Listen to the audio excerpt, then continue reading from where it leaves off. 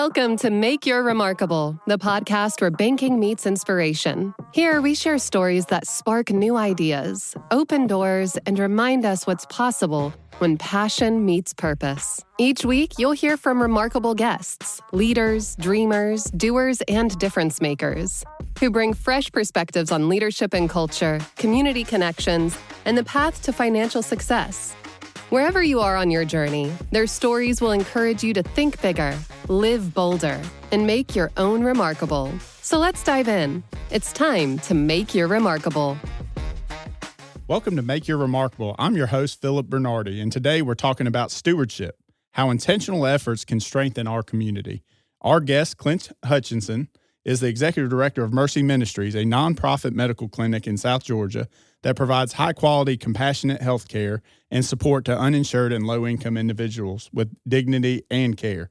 Clint also helps lead and co-chair the Greater Vidalia Chamber Leadership Program, where he plays a big role in bringing emerging leaders together, opening doors across the community, and helping people discover how they can serve together for greater impact. Clint, thank you for joining us. Absolutely. I'm so glad to be here. Great opportunity. So being here today, let's start. How did you end up here? Right, you're leading a local nonprofit in the healthcare arena. How'd you end up in that line of work, and how'd you end up where you are today? Yeah, so it's really a remarkable story. So just growing up, in life, one of 9 siblings. So really understood really early on. It's like we all got a part to play, and just a passion to be involved. And I just kind of reached out to Mercy when we started. Just wanted to plug in somewhere and do some chaplain work and such as that. So just kind of grew with it with that. I find out that the more you serve, the more opportunities you get to serve. It's funny how when you show up and serve, you get asked to do more things along the way. And it sounds like they continue to ask you to do more within Mercy. Yeah, it was. It was that way, and also you create more opportunities, and so some more work comes up and you're able to do that and bring somebody on board. So it's a good opportunities. So tell us about a moment or experience early on that really shaped your heart for serving others. Was there a moment growing up or in your childhood that you can kind of think back to and say, man, that's when it hit, my desire to serve? Yeah, so part of what I was saying, I was one of 9 siblings, so we kind of always were taking care of each other and watching out for each other and such as that. But I just grew up with an attitude that we all had a place. Yeah. We all had something to be doing. And I do remember way early in my school years, there was a kid that he was kind of the lower one in the class. Everybody looked around, and we had a Christmas party one year, and he had bought a little present, but they weren't able to wrap it, but they did put a bow on it. And I realized then nobody picked that gift because they knew it was him, and I wound up with it. But I recognized then that they had done all they could do, and they contributed. And so I realized then it was just, I can do things that helps people have a place at the table. And that was, I don't know, that's my earliest one of just recognizing, you can speak into someone's life just by being present sometimes. And it's amazing how you can, if you just open your eyes, sometimes you can see and pick up on things like that. Yeah. So quick question, where were you in the order of 9 children? So I'm actually almost midways. It's pretty interesting. So I got 3 older sisters, then 3 older brothers, and then I'm actually in that last little group of 3. So my number actually is number 8. Yeah, so you had to learn the value of stewardship early on and balancing all that with such a large family, I'm sure. Yeah, for sure. With stewardship, you took care of what you had. And also, like I say, you had a place, And I remember our job was always getting firewood. We had a wood heater at the time, so you get off school bus, and that was our job. So I had things to do, it was part of that family unit. That's awesome. And so you've been involved in tons of leadership programs along the way, community initiatives.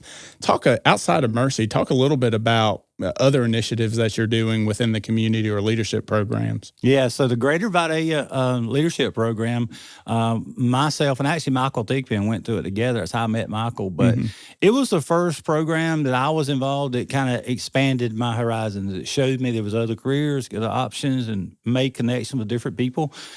So we done that way back in 2014 and 15. And I've plugged in at that and been one of the coaches that just kind of helps, help people figure out their mission, their vision, where they're going from that. And now being able to coach here has been a huge thing for me, because sometimes to help people in leadership, you just need to give them an opportunity to see something else and then just encourage them, fan the flames a little bit. And so I really, really enjoy that part of the work in the community. Yeah, we always talk about leadership is lighting a fire within. Yeah, and well, then that's fanning great. that flame versus lighting a fire underneath. Yeah. You really want to do it from the heart. So it's pretty interesting to hear Yeah. your perspective on that.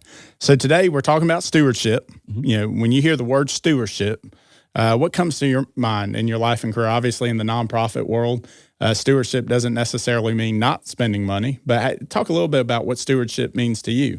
Yeah, so I take a biblical look at it. I believe that everything's been entrusted to us by God. So stewardship is how am I managing that? And how am I managing the finances, the personnel that works at the ministry, and my own personal life?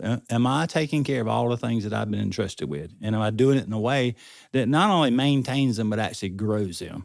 So that's stewardship to me. Yeah. And so talk a little bit about a story or experience at ministry or within your ministry where stewardship mattered, where you saw that that our value of stewardship as a bank lived out in your daily walk. So for us, that stewarding the ministry itself, the Mercy Ministries, and making sure there is a place for people to come to for healthcare. So one of the stories that really it really is impactful for me when I was doing some chaplain work there. That we had a patient that come in that had come from the emergency room, and when she sat in front of me and I was talking to her about what all we have, what we can do, she thought I was a doctor. So that was kind of going over her head there. And she just pulls out of her pocketbook. This is going to date me a little bit, but she pulls out 2 prescriptions, paper prescriptions, and I need these filled. And she had no way of getting those filled from a financial standpoint. And we were able to take care of that. But again, that stewardship was providing a place for her. She's a valuable member of our community, and she needed those resources, and we had managed them well, and we could actually help her. Had we not stewarded well, I could have prayed with her and said, I hope you feel better. But because we had managed well, we had those resources to share. And it's interesting when you talk about being a good steward, that's not always an easy decision, right? There's sometimes tough and uncomfortable decisions. Talk a little bit about a time when it wasn't so easy, or maybe you had to navigate a tougher situation. Yeah. So, and one of these is really recent. As we look at our ministry as a whole and trying to, shift around and make sure that we're going to be there for years and years to come, the work's that important. How do we steward, our personnel in a way that when they're growing and they're going to be better? So, one of the tough decisions we had a while back is that, was actually looking at one of our senior employees, and as she's moving, toward, leaving and just moving into retirement, how do we get somebody in that spot? So part of that hard decision was actually making that decision ahead of time instead of just waiting one day that, all this changes happen. I actually figure out how can we get another provider in here and get them to start training so that the continuity of care with the patient never was changed. So from a leadership, you have to make those decisions sometimes. You can't just wait till they're made, because if you wait until they're made, it's typically not the right decision. That's right. But being able to step in there and say, okay, this is where we're going the next 5 years. And let's figure this out. How can we make this? So that change up in personnel was hard, was difficult, but it's been very good for the ministry. And it's also helped this individual to help other ministries too. Well, when I think of rural healthcare and nonprofit healthcare, it's one of the most challenging spaces because it seems like the need is forever growing and growing exponentially, and the resources are finite in nature. And so how do you balance from a limited amount of resources and an ever-growing sense of need within the community? Yeah. So a couple of things that you brought up. I know those last podcast was dealing with unity. And so one of the things that we really work on is make sure that the community understands that we're all united in this together. So, if there's a group that's doing without, they're not over there by themselves. They affect the whole community because they're shopping at the same stores, their kids are going to the same school, they're attending the same churches. So that's a big part of it, bringing it back to unity. And then the other part of it is that instead of a traditional model where you just look at certain individuals to fund certain type things or certain resources, begin to utilize a whole group and say, okay, what do we have here? Especially from a stewardship level, there may be individuals that are right in front of you that you never addressed that may have the answer to some of these problems. So we try to have a very wide base of individuals that are given to the ministry, supporting it from a financial standpoint, but also giving input back in the ministry. So when a problem comes up, we have a mass of people that helps us solve it versus 1 or 2 people, having too much of a load on them. So, and then another big part of that is helping individuals carry and be good stewards their own selves. I think all of us can agree, healthcare is in a difficult place right now. And a big part of it is, even if we can afford insurance and such, we still have a personal responsibility to steward what God's given us. So are we exercising? Are we eating well? Are we taking care of our mental health? Are we sleeping good? And such as that. So trying to get back to some of the grassroots level, if you will, but also challenging for stewardship in everyday life. Yeah, investing ahead of the medical issue and making sure that the community is doing those things. Yeah, I'll take that advice, Clint. I appreciate it. So talk a little bit about what's something you've learned from the people you serve. Oftentimes we always say that the best experiences we have are from those that we're serving, and we tend to get more out of it than we can ever give. Mm-hmm. So talk a little bit about that experience of what you have gotten in return from the people that you're serving. Yeah. So one of the big lessons that I constantly am reminded of is that how quick our lives can change. Mm-hmm. We serve so many people they're working every day and everything was good, and all of a sudden they wake up one day and something's changed. Maybe they've went to the doctor, now they get this diagnosis. Maybe they've we're a truck driver and all of a sudden now they've just had a stroke because of blood pressure, mm-hmm. and it has changed their whole life.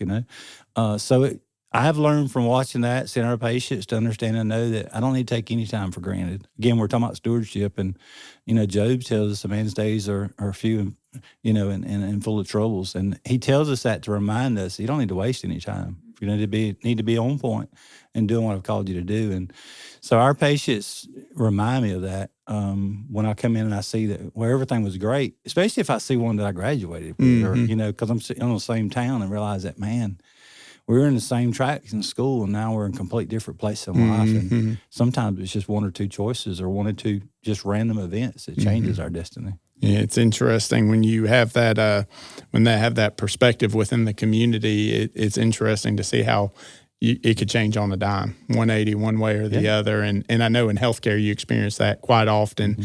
And so, how long have you been at Mercy? So I started Mercy in 2010, mm-hmm. Chaplain, just doing some volunteer work there, and kind of grew with it on. And actually about 4 years ago, I became the executive director. So gotcha. I went from the bottom all the way to the top of it now.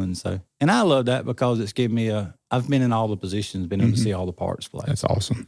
And so is there something, obviously in an ever-changing medical space, is there something in your daily practice that you just lean on to keep you calm, keep you focused on what matters most for your community? What's a tidbit that you can give to us of how you kind of stay focused on the mission? Yeah. So again, from a Christian standpoint, we're rooted in the scriptures. Mm-hmm. And so I do my daily devotions, and we do that every morning at Mercy too. It sets us, and our attention is understanding and knowing Christ tells us, that listen, he's taught us to love others as he's loved us. And so if we can bring ourselves back to that place and see individual people as image bearers of God, mm-hmm. and that's what's most important. At the end of the day, we gotta have finances come in, and we got to get it shipped to some medication and all that, but that can't come ahead of taking care of individual people. So we start out each day with that devotional and that reminder. Just for me personally, I do some journaling in the mornings, mm-hmm. and such as that. It just keeps me rooted in knowing, because like I said,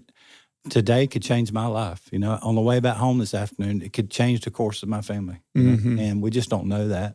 So that's some of the things that we kind of do every day and keep rooted. Yeah, it's interesting when you're in the executive director role, you try to focus on the big picture, and there's a lot of decisions, but it's interesting how you kind of go down and you look at that individual patient, the individual impact that you're making, mm-hmm. and are reminded of the why that you're doing that. So it's really interesting. Yeah. And I would say this too, from an executive director role, some people may be listening to this, is that I have to deliberately put time on my schedule to be in our waiting room. Mm-hmm. So I am talking to our people on a regular basis and go through and talk to the staff, because you can get to a place, there's tons of emails, you'll never answer all the questions and do all the things.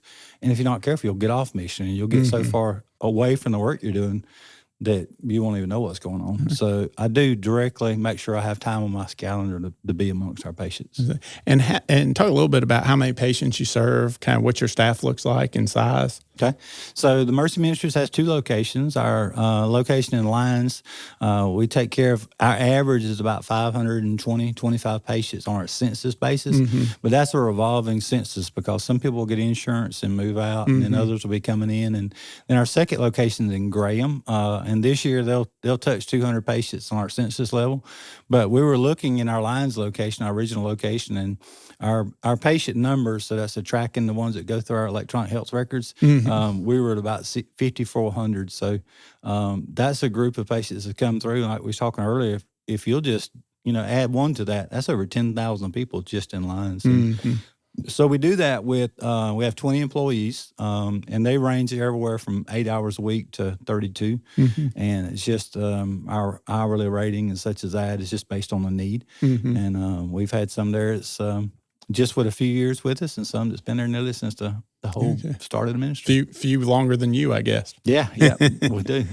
Well, so talk a little bit about if there's one thing you hope people take away when they think about stewardship after this conversation. Talk a little bit about what's the one takeaway you hope people take away from this podcast. Yeah, so I would say the one takeaway is, one, start with yourself because that's most important, and figure out in your life, what can you steward? Are you taking care of your family? Are you taking care of your own self? Because we can always reflect and, look at other people and tell them what all they need to do. But at the end of the day, if we're not taking care of ourselves and stewarding what God's given us, we can't really be effective. And so that's what I would encourage you. Really look at your life. Where's your energy at? Where's your time at? And such as that. And that'll clear you up in a way, so you can start looking out beyond that. Yeah, and we always say, stewardship means kind of withholding for a lot of people, but we also say sometimes stewardship is expanding your mission or expanding your reach and investing in the future. So talk a little bit about things that you have done that have been that expansion, or things that you've expanded on. I know you were talking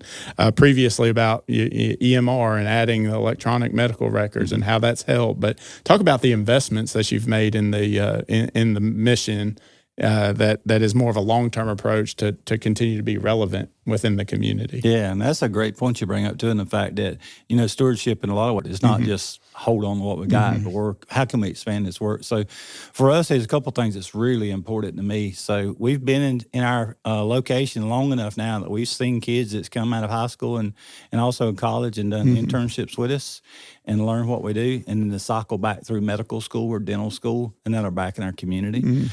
Today, right now, we have SECA, which is our charter school system. They're rotating students over today, and some will come back for our dental clinic at night. So those are ways in which we are using our facility that God's blessed us with in our ministry to share it with others and expand upon that. And also, we're doing a little bit of work with some other clinics now, trying some networking. So we have 7 other clinics that we'll do a Zoom call with every week. And what we've done with that is we share resources as far as our payroll and our board structures. And 1 week a month, we just answer each other's questions and ideas. And so it's just expanding the work, because I don't think God's called us to just hold it to ourselves. The better I can make my community, the better it's going to be for everybody. And it's just a beautiful thing to be able to share it, and push it out. You'll never know the impact of one. That just one individual can make the whole community better, and that work that you're doing is so important with that. So one of the questions we always like to ask is, how are you making your remarkable? So for us, it is just that, trying to make sure that everybody that comes in knows they're special when they walk in those doors. They may not have the abilities from finance or resources to make much change in their life, but they're still valuable and important, and we're going to walk along beside them on that. But also, they may have all kinds of capacity, but just in a really hurt place, and they come in, they're better when they leave our doors. And so that's really how we're doing that. We have students that come in, and we have professionals that come in, it's kind of burn up in the job careers they're at, and they just need to do something different for a while, and it gives them a place to rest too. So we like to think we're just a little slice of heaven, right here in Toombs County and also down in Appleton County. It's a way of presenting something that can be even more beautiful in the future, but it really healthcare and hope is what we do, and we want everybody to leave with that hope. I love that, healthcare and hope. So where can people learn more about what you're doing, about Mercy Ministries, the work you're doing, more about rural healthcare in general, and how you are stewarding the resources that you've been blessed with? Yeah, so we have our website, it's themercyministries.org, and you can go to that, and you can see both our locations, our Lyons location as well as our Graham location. There's also ways in that where you can see volunteers, patient profiles, where you can become a patient, donors, all that's on that website. Our Facebook page is the Mercy Ministries for the Lyons, and then the Mercy Ministries Graham campus for the Graham location. And those are updated constantly with wins, patients graduating. Sometimes we put requests on there. Those are a great place to follow us. And we're also part of a bigger network called Georgia Charitable Care Network, and that works from a state level. So that's a good opportunity to see what other clinics may be around you as well. Interesting. And so, when we talk about the work you're doing, and we talk about our bank, and we always talk about creating remarkable experiences that significantly mark the lives of others. Well, you're a perfect example of marking the lives of others and bringing something that truly impacts them with their health care, to give them more and to rise them up until they, as in your terms, graduate to whether it's their own insurance or a different medical facility. So it's truly incredible what you're doing, and really appreciate you being on with us today. Is there anything else that you would like to leave everybody with? Well, I want to thank you guys for having me today. And again, just challenge everybody. We can all be remarkable. We can all do something for someone that lifts that person up and helps make the community better. So just encourage anybody out there. You may think you're a nobody, but you're a somebody, and you have opportunities before you. Just give a smile, give a hand up, and it makes the world better all the way around. That's awesome. Well, thank you for being here, and we appreciate the work you're doing. Absolutely. We appreciate it. Thanks for joining us on this week's episode of Make Your Remarkable. If you enjoyed the conversation, leave us a review, share it with a friend, or follow us on social media at Oconee State Bank and at remarkable_mortgage for more remarkable insights. And remember, at the heart of every journey, it's not about the process. It's about the purpose you're building, one bold step at a time. Until next time, keep making your remarkable.